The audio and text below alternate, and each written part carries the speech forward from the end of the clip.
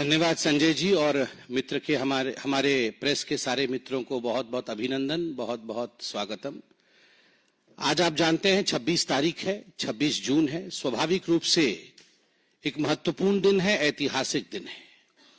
आज से 50 वर्ष पूर्व जब भारत उठा था, प्रातःकाल तब भारत के प्रत्येक नागरिक को मालूम पड़ा था कि श्रीमती इंदिरा गांधी तत्कालीन प्रधानमंत्री कांग्रेस पार्टी से उन्होंने देश में इमरजेंसी अर्थात आपातकाल लगाया था।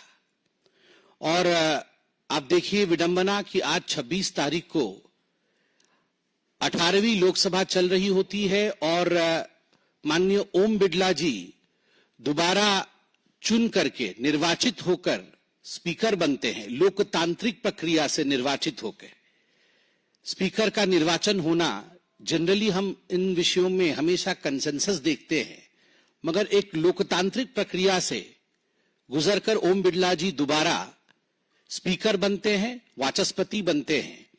वाचस्पति के कुर्सी पर बैठने के पश्चात उन्होंने माननीय प्रधानमंत्री जी से कहा कि आप अपने मंत्रिमंडल से तारुफ इंट्रोडक्शन कराइए। माननीय नरेंद्र मोदी जी अपने मंत्रिमंडल से इंट्रोडक्शन कराते हैं, अपने कैबिनेट से इंट्रोडक्शन कराते हैं और उसके पश्चात हमारे स्पीकर वाचस्पति उन्होंने इमरजेंसी के विषय में कहा।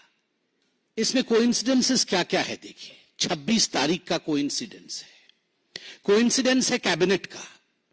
जब 50 वर्ष पहले 26 तारीख को प्रातःकाल भारतवर्ष को पता चला था कि इंदिरा जी ने देश में आपातकाल लगाया है, उस समय आपको जान के आश्चर्य होगा, केवल भारतवर्ष को ही आश्चर्य नहीं हुआ था, इंदिरा जी के कैबिनेट को भी आश्चर्य हुआ था, क्योंकि इंदिरा जी के कैबिनेट को भी मालूम नहीं था कि आपातकाल लगा दिया गया है।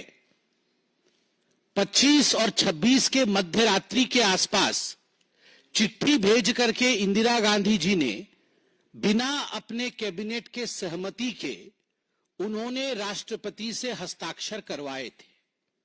अगले दिन कैबिनेट की बैठक हुई और पोस्ट फैक्टो उस रिजोल्यूशन को एडॉप्ट किया गया, जिसके विषय में आज ओम बिड़ला जी ने बताया कि पोस्ट फैक्टो पाप करने के बाद उस पर मोहर लगवाने का काम इंदिरा गांधी जी ने अपने कैबिनेट से कराया। लोकतांत्रिक तरीके से स्पीकर का चुनना, सारे कन्वेंशन को ताक पे रख के भारतीय जनता पार्टी और एनडीए के सदस्यों द्वारा कल अपील करने के पश्चात भी कि कन्वेंशन नहीं है, स्पीकर पे इलेक्शन नहीं होता है, चलिए मिलके चलते हैं, एक लोकतांत्रिक तरीके से निर्वाचन होता है।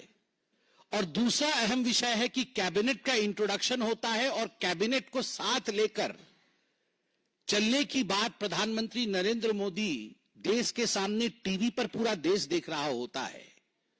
तारीख वही है, 50 वर्ष पहले सदन के पटल पर बिना कैबिनेट के अनुमति के आपातकाल लगाया जाना, और वह भी इंदिरा गांधी जी द्वारा। आज यह जो पूरी प्रक्रिया हुई है, मुझे लगता है इसने सबको बहुत कुछ सिखाया है। निंदा प्रस्ताव लाया गया, ओम बिड़ला जी ने निंदा प्रस्ताव रखा। निंदा प्रस्ताव के दौरान उन्होंने इमरजेंसी के समय जो जो विघ्न बाधाएं थी, जो दिक्कतें थी, उन सब दिक्कतों को ओम बिड़ला जी ने उजागर किया। उन्होंने याद दिलाया कि किस प्रकार से मीसा कानून में परिवर्तन करके नेचुरल जस्टिस को बाधित किया गया था, हजारों लोगों को किस प्रकार जेल में डाला गया था। और मैं बता दूं, 1,40,000 लोगों को जेल में डाला गया था, लगभग 22 कस्टोडियल डेथ्स हुई थी। और जिन लोगों को जेल में डाला गया था, आप तो अटल बिहारी वाजपेयी, आडवाणी जी और जो हमारे जनसंघ के लोग थे, नेता थे, उनके नाम से आप अवगत हैं। मगर आप कई लोग जानते हैं कि चरण सिंह जी भी जेल में थे, मुलायम सिंह यादव भी जेल में थे, लालू प्रसाद यादव भी जेल गए थे, देवीलाल जी भी जेल गए थे, एम करुणानिधि भी जेल गए थे, एम के स्टालिन भी जेल गए थे, शरद यादव भी जेल गए थे और सामने ही बैठे हुए थे आज ट्रेजरी बेंच के सामने श्री टी.आर. बालू, जिन्होंने धन्यवाद प्रस्ताव रखा था। निर्वाचन के पश्चात टी.आर. बालू साहब भी जेल गए थे इमरजेंसी में। विडंबना देखिए, जैसे ही निंदा प्रस्ताव इमरजेंसी के ऊपर ओम बिड़ला साहब रखते हैं, तुरंत कांग्रेस के जो सदस्य हैं वो सारे खड़े हो जाते हैं, हो अल्लाह शुरू कर देते हैं कि ये अनडेमोक्रेटिक है, ये उचित नहीं है, काहे का इमरजेंसी, कौन सी इमरजेंसी, हाय हाय, तौबा तौबा, सब शुरू हो जाती है। वेल के तरफ कांग्रेस के एमपी भागते हैं। मैं पीछे बैठा हुआ था, मैं भी देख रहा था आश्चर्य से कि कांग्रेस के सारे लोग तो भाग रहे हैं, मगर समाजवादी पार्टी के लोग सब बैठे हुए हैं। राहुल गांधी बगल में बैठे हुए हैं और ठीक उनके बगल में अखिलेश यादव बैठे हुए हैं, बीच में टी.आर. बालू बैठे हुए हैं। राहुल गांधी जी को मैं देख रहा था, राहुल गांधी जी उठे या ना उठे, चिल्लाएं या ना चिल्लाएं, वो एक बार अखिलेश जी को देखे, एक बार अपने लोगों को देखे। सारे लोग उनके खड़े होकर चिल्ला रहे हैं, वो उनको देखे, फिर अखिलेश जी को देखे, फिर टी.आर. बालू जी उनके बगल में ही है। दादी माँ ने क्या किया था टी.आर. बालू जी का, तब राहुल जी को याद आ जाए। फिर पीछे देखे तो टीएमसी वाले नजर आए, समाजवादी पार्टी वाले नजर आए। राहुल जी कभी खड़े होने की कोशिश करे, फिर दबा के अपने आप को बैठ जाएं। ये परिस्थिति इंडिया अलायंस की आज जो हुई है पार्लियामेंट के अंदर, ये तभी होती है जब आप अन्यायी होते हैं, अन्याय का साथ देते हैं और बड़ा न्यायवान दिखने का प्रयत्न करते हैं। ये कांग्रेस पार्टी न्यायवान दिखने का प्रयत्न कर रही थी। कैसे? संविधान की प्रति खरीद के लाकर हाथ में पकड़ रही थी और संविधान बचाओ के नारे लगा रही थी। राहुल जी, संविधान की प्रति खरीद के लाके हाथ में पकड़ने से संविधान नहीं बचता है। संविधान के प्रति हृदय में सम्मान होने से संविधान बचता है। 42nd अमेंडमेंट क्या था? 38, 39, 40, 41st and 42nd Amendment. These were the amendments which were made in the Constitution of India during emergency by Srimati Indira Gandhi. What was the 42nd Amendment? 42nd Amendment was the worst amendment ever made to the Constitution of India, in which all the powers of Supreme Court were repealed, in fact. Supreme Court was stripped of many of its powers. Supreme Court could not review if there was anything against the fundamental rights of the citizens of India. Supreme court प्रधानमंत्री, राष्ट्रपति और vice president के खिलाफ electoral जो petitions होते हैं उन पे सुनवाई नहीं कर सकती थी। प्रेस फ्रीडम को गड्ढे में डाल दिया गया था। आप सबको याद होगा कि उस समय कोरा सिस्टम, जो कोरम होता है, कोरम पार्लियामेंट को बैठने के लिए और बिल पारित करने के लिए एक कोरम होता है। इतने लोग होंगे तभी जाके किसी बिल पे चर्चा हो पाएगी और वो जाके कानून बनेगा। असेंबली में भी कोरम होता है। 42nd अमेंडमेंट कैंसल्ड द कोरा। एक भी व्यक्ति अगर सदस्य मौजूद है और उसकी इच्छा है कि हम संविधान को बदल सकते हैं, तो वो एक सदस्य संविधान को बदलने की क्षमता रखता था। They finished the Kora system. आप देखिए, the basic structure of constitution. There is something called as basic structure of constitution. जैसे हमारे जो हार्ड मांस के शरीर में एक बेसिक स्ट्रक्चर है जिसको हम स्केलेटन कहते हैं, उसके चारों तरफ हार्ड मांस का ये शरीर है। ठीक उसी प्रकार भारत के संविधान का एक बेसिक स्ट्रक्चर है जिसको मौलिक अधिकार कहते हैं, उसके चारों तरफ भारत का संविधान है। For the first time during the emergency, Indira Gandhi ji ने स्पष्ट शब्दों में कहा, there is nothing called as basic structure of constitution, it is invented. We can do away with the basic structure of the constitution. संविधान के बेसिक स्ट्रक्चर को छोड़ा जा सकता है, ये पहली बार इंदिरा गांधी जी ने कहा था और ये 42nd अमेंडमेंट में रिफ्लेक्ट करता था। जो लोग भारत के संविधान को हाथ में पकड़ करके कल शपथ ले रहे थे और संविधान बचाओ के नारे लगा रहे थे, आज वो असमंजस में दिख रहे थे। जब समाजवादी पार्टी के लोग उनका साथ नहीं दे रहे थे, टीएमसी के कार्यकर्ता और सांसद उनका साथ नहीं दे रहे थे, ये परिस्थिति आज सदन के अंदर देखने वाली थी, जब माननीय ओम बिड़ला जी ने कहा कि जो लोग जेल गए थे और जिन परिवारों की क्षति हुई, जिन लोगों ने दूसरे स्वतंत्रता के युद्ध में भारत को स्वतंत्रता दिलाया, उन सब परिवारों के प्रति हम संवेदनशीलता दिखाएंगे, उनके लिए 2 मिनट के लिए मौन रखते हुए खड़े होंगे और उनके लिए प्रार्थना करेंगे। तो आप देखिए, कांग्रेस के लोग, कांग्रेस के सदस्य जो लगभग वेल तक आ गए थे, वो तभी भी हुड़दंग मचा रहे थे, चिल्ला रहे थे, नारेबाजी कर रहे थे, मगर समाजवादी पार्टी के लोग खड़े थे, टीएमसी के लोग शांति से खड़े थे, डीएमके के लोग खड़े थे। इन सब को खड़े देख राहुल गांधी को भी अंततोगत्वा खड़ा होना ही पड़ा, असमंजस में कि करूं भी तो क्या करूं। सत्ता की भूख, याद रखिए, उस समय भी इंदिरा गांधी के मन में सत्ता की भूख। 1971 में करप्ट इलेक्शन प्रैक्टिसेस के लिए जब इलाहाबाद हाई कोर्ट में केस गया था और इंदिरा गांधी केस हार गई थी, तब अपने सत्ता के भूख के लिए कांग्रेस पार्टी ने देश पर इमरजेंसी आपातकाल लगाया था। और यही सत्ता की भूख राहुल गांधी और गांधी परिवार का आज इंडी अलायंस को डगमगा रहा है। जानते तो राहुल गांधी भी है कि गलती तो दादी ने की है, हमारे परिवार ने किया है, मगर असमंजस, क्योंकि सत्ता किस प्रकार से मिले केवल ख्याल उसी का है। बंधुओं, बहुत बहुत धन्यवाद। कोई प्रश्न हो इस पे तो अवश्य पूछिए।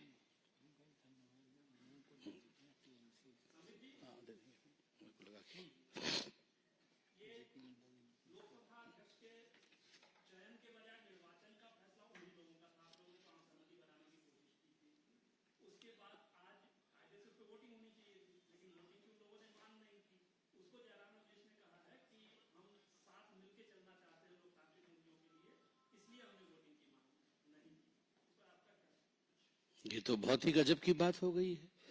मतलब कल जब हम कह रहे थे चलिए साथ मिलके चलेंगे, तब कह रहे थे नहीं जी, हमारा कैंडिडेट भी होगा, हम ठीक बात है। ये कह रहे हैं कि गुल खाए और गुलगुले से परहेज, बात तो बिल्कुल ठीक है, मगर कल तो कह रहे थे कि निर्वाचन होगा, इलेक्शन होगा, और आज जब नतीजा सामने है, वो जानते थे संख्या उनके पास नहीं है, तो स्वाभाविक है, और क्या बचता है कहने का, यही कहेंगे।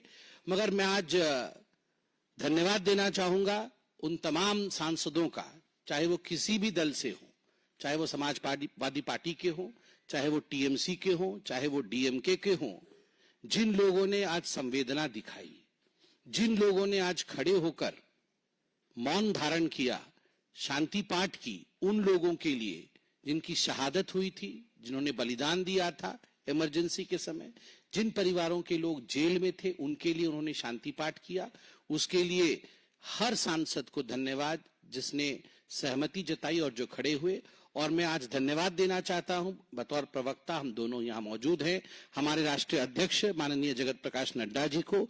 उन्होंने भी पूरे इस विषय को ट्वीट करके न केवल हम सबके बीच में जागरूकता रखी है, अपितु स्पीकर साहब ने जिस विषय को जागरूक किया, जिस विषय को हमारे समक्ष रखा, उस विषय को पार्टी की तरफ से पुरजोर समर्थन भी दिया है।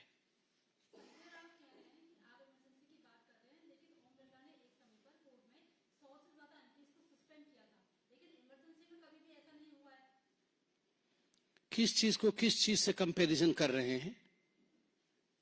संजय राउत जी को बताइए कि कंपैरिजन भी किसके बीच में किस चीज की कर रहे हैं?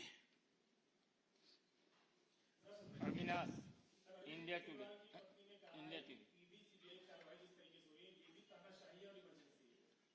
मोहित नहीं, ठीक है, पूछ लीजिए, दोनों पूछ लीजिए।